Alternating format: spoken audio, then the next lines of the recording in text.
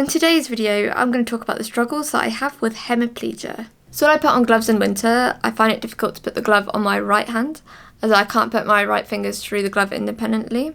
So I use my left hand to put my right fingers through the glove. And I mean, it can be quite time consuming, especially if I'm with my family or friends and we are leaving a restaurant, for example.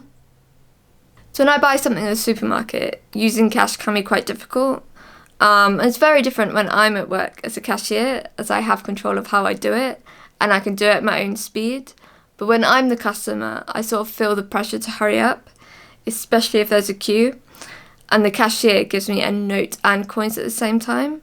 I find that quite difficult to put that all into my purse with one able hand.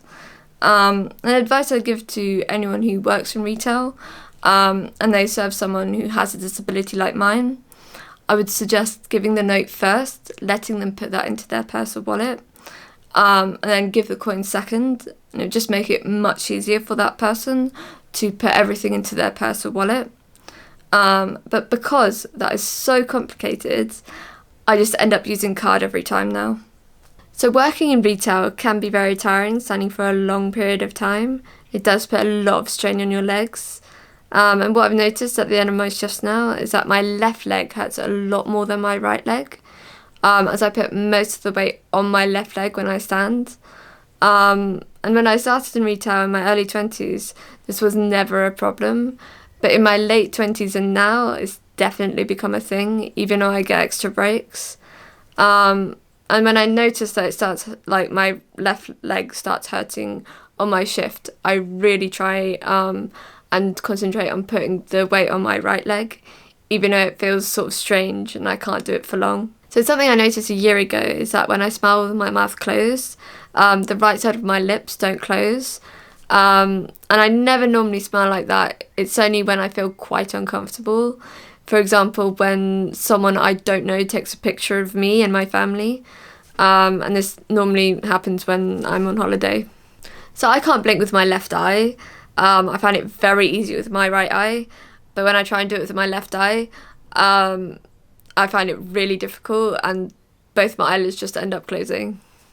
So the circulation on my right side is not as good as my left, and I often notice that the temperature in my right hand is much colder than my left, even when it's very hot. And in winter, if I take off my gloves, I notice that my right hand is still very cold compared to my left. So my right hand can also get extremely sweaty when I hold something in that hand for a very long time. There are a lot of times where I put something in my right hand and then I forget about it for hours. When I make a fried egg, for example, and I use both my hands to break the shell, I notice later that there's still some shell in my right hand.